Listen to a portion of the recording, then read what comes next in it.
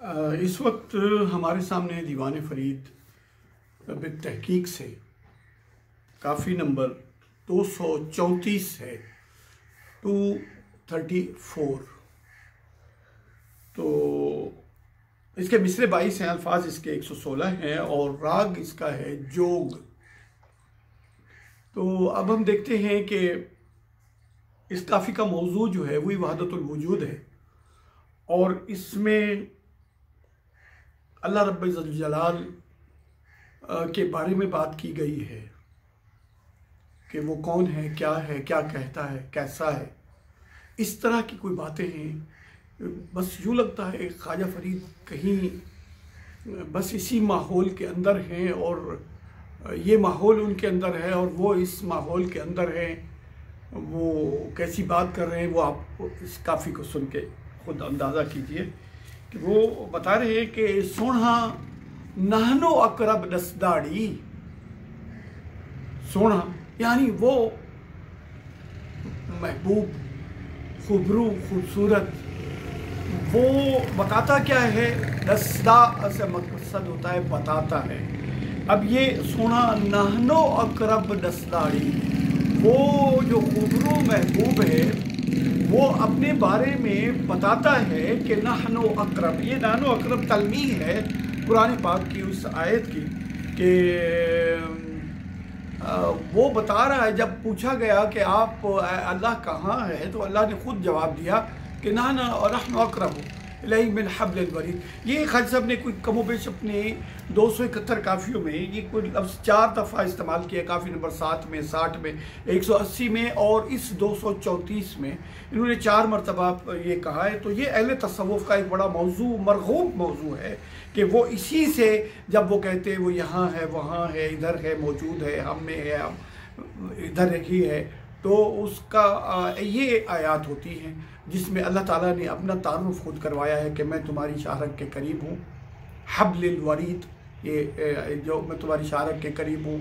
और फिर ये बताया कि वफ़ी अनफुसिकुम अफला तुबसिरून, वो तुम में मौजूद है। ऐनमा तुवल्लू फसम्मा वजहुल्लाह, जिधर भी तुम मुँह करते हो वही है। फिर ये क्या ख़चब भी इसी को अपने सामने कुरानी आयात को सामने रखते हुए वो यही कि जिधर भी देखता हूँ उधर तू ही तू है, जिधर देखता हूँ उधर तू ही तू है। ये भी कहते हैं सोना वसदाड़ी और हर तरफ वही है, अव्वल आखिर ज़ाहिर बातिन। तो ये भी उन्हीं काफ़ियों में से है। ये हदीस जो है ये भी अहले तसव्वुफ़ का मरगूब तरीन मौजू है। जब वो ऐसी बातें करते हैं तो लोगों को कुछ अजीब लगता है कि ये कैसी बातें कर रहे हैं, जबकि वो अपने दलाइल कुरान और अहादीस मुबारका से ले रहे होते हैं।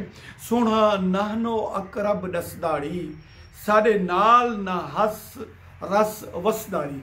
वो नहनो अकरब भी है और उसकी ये अदा भी है, तो फिर वो हमारे साथ हंसता बसता क्यों नहीं है? वो हमसे फिर दूर भी है और नानो अकरब भी कह रहा है। जब वो हम में है तो फिर हमारे साथ बसे ना, यानी हमें उसके कुर्ब की ख्वाहिश है, तो वो फिर हमें ये मौका अता फरमाए ना कि हम उसके कुर्ब में रहें। तो ये वो खुदाई अदाएँ हैं जिन पर बात हो रही है। और कीमें दुख दी गाल सुनावा, और इसको वो अपना दुख बता रहे हैं और इस बात को कि वो वो हंस रस वसदा नहीं है हमारे साथ, उसमें कोई रचाव के साथ हमारे साथ रहे ना, तो कुछ बात हो इस तरह की ख्वाहिश।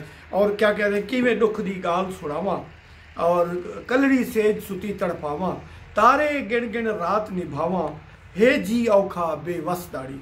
कि कैसे मैं दुख की अपनी बात कैसे सुनाऊं, और मैं अकेली पड़ी तड़पती हूँ सेज पर, और तारे गिन गिन के मैं रात निभाती हूँ, और मैं बेबस हूँ और मेरा जी मुश्किल में है, मेरी रूह मुश्किल में है। जी औखा बेवस दाड़ी, मेरी रूह मुश्किल में है इससे कि वो हबीब करीब भी है और बईद भी है। करीब इतना है कि हब्लल वरीद है और बईद इतना है कि वो हमारे साथ ही नहीं रहता, नज़र में नहीं आता, हमें अपने कुर्ब में नहीं रहने देता, वो हमारे कुर्ब में नहीं रहता। और यार पुनल दो तिलड़ी तांगे, औखे लांगे राह अडांगे, उस पुनल महबूब के लिए दिल जो है वो कशिश में है, उसी तरफ लगा हुआ है, उसी की तड़प में है, तलाश में, उसमें तड़प में है, तलब में है, तलाश में है, उसी की कशिश में है। और औखे लांगे राह अड़ांगे, बड़े मुश्किल पेचीदा पुरपेच अड़ांगे वो जहाँ गुजरने ना दे, वो ऐसे रास्ते हैं और मुश्किल औखे लांगे और मुश्किल पेंडे मिलन मोहांगे। और ये मुसाफत जो है ये बहुत मुश्किलात भरी हैं और मिलन मोहांगे, तो फिर ये कुछ सस्ता भी उसका मिलाप और उसका कुर्ब जो है वो कोई मुफ्त में भी हासिल नहीं होता। तो यहाँ पर बहुत कुछ खर्च होता है। और कन्ने पोमेम आवाज़ जरस ताड़ी, और उसकी जरस की आवाज़ जो है वो मेरे कानों में पड़ रही है। ऐसे तलमी तो है कि जैसे वो नाकाए लैला जो थी उसकी घंटी की आवाज़ वो पुन्नू को, वो मजनू को हर तरफ सुनाई देती थी। और यहाँ पर पुन्नल के तनाजुर में देख रहा है तो वो कहता है, जो ये कहा जा रहा है कि वो पुन्नल के ऊँटों के गले में जो घंटियाँ पड़ी हुई थी वो मेरे कान में बज रही हैं, सुनाई दे रही हैं। वो जा चुका है, वो कहीं से कहीं पहुंच गया है। अब ये खुदाई तलाश में भी है कि वो तो नज़र नहीं आता, मैं उसके बगैर तड़प रही हूँ, लेकिन उसकी घंटी की आवाज़ जो है वो मुसलसल मेरे कानों में गूंज रही है। और कोले वसदा भेद न डसदा, रहता भी करीब है, अपने राज से भी आगाह नहीं करता। वो कहता है तुम मेरा राज जान नहीं सकते, वो उसका राज उसका इल्म है ना, वला यहीतूना बिशैइन मिन इल्मिही, और कुछ और तुम्हें इल्म भी बहुत थोड़ा देती है। वो माऊती तुम मिनल इल्म इल्ला कलीला, और तुम्हें तो बहुत कुछ पता है। भेद न नसदा और कोले वसदा, रहता भी नानो अकरब पर है, फी अनफुसिकुम, हमारे अंदर है और बताता भी नहीं है। तो फिर आगे कह भेद न नसदा दिलड़ी खसदा वल वल नसदा, तो वो हमारी दिल भी छीनता है। वो अपनी अदाओं, अपनी मेहरबानी, अपने करम, अपने रहमत, अपने राफत के साथ हमारे दिल भी छीनता है और फिर दूर भी हो जाता है, अलग भी है हमसे। और नेक के हाल यहीं बेकसदा कर टह दूर हंसदाड़ी, और फिर मेरी इस बेबसी को देख के दूर खड़े होकर कह के लगा के हंसता भी है। ये क्या अदा है उनकी महबूबाना। और नाजिक ढंग अजायब वन दा, वन का मतलब होता है नौ, वन का मतलब होता है तरीक, वन का मतलब है किस्म, वैरायटी। नाजिक ढंग अजायब वंदा, यह बड़ा अमेजिंग, हैरान कुन है और बड़ा अजीब किस्म का जो है उसका रंग है, उसकी नौ अजीब है, उसका रंग ढंग जो है वो बड़ा अजीब है।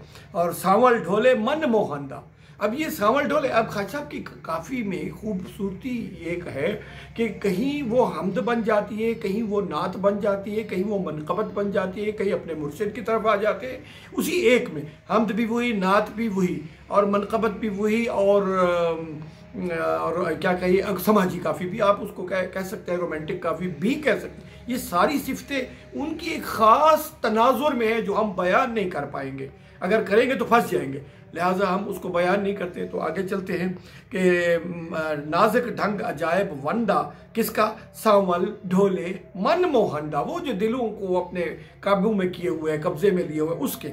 और मान करा क्या यार सजंदा, और फिर मैं उस पर कोई मान भी नहीं कर सकती, मेरा कोई दावा भी नहीं चलता उसके ऊपर।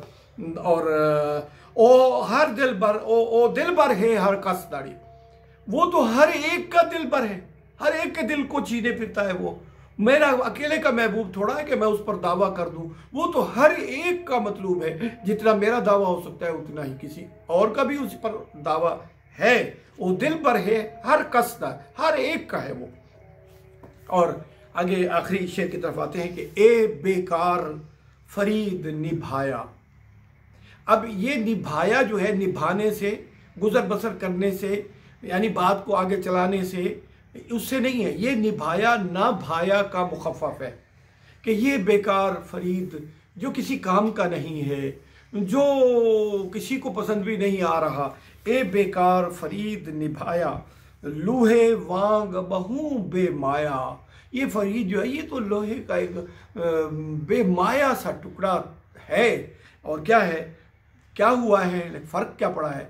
फ़खर पिए दी सोहबत आया, जब से ये अपने मुर्शिद करीम हज़रत फ़खर जहान की सोहबत में आया है, उनका कुर्ब नसीब हुआ है, उनका दस्तबैयत हुआ है, उनका दामनगीर हुआ है, उनके आस्ताने पर सर झुकाया है, जब अपने आप को सपुर्द किया है, बैत की है उनकी, फ़खर पिया की, तो फिर क्या हुआ? था हमसाया पारस्तारी, कि ये तो लोहा ही था, इसकी अपनी अहमियत तो कोई नहीं थी, लेकिन वो पारस पत्थर के साथ जब उसका एक कुर्ब मिला उसको, तो पारस पत्थर तो वही होता है ना। खान साहब ने कई मरतबा इसको इस्तेमाल किया है। और लोहे और मकनतीस की इस्तिलाह भी कई जगहों पर इस्तेमाल की है कि वो कि जब वो पारस पत्थर वही होता है, कहते हैं कि अगर वो किसी लोहे को लग जाए तो वो उसको सोना बना देता है। तो कहता है मैं तो वही एक बेमाया सा बेकीमत सा एक लोहा ही था और हूँ, लेकिन मेरी खुशकिस्मती, मेरा वक्त, मेरी नसीबों की अच्छाई मेरे साथ कि मैं पारस के साथ लग गया, हज़रत फ़ख्र जहान की सोहबत में आया, तो उनकी सोहबत ने मुझे कुछ से कुछ कर दिया। इस तरह ये काफ़ी इख्तिताम को पहुँचती है।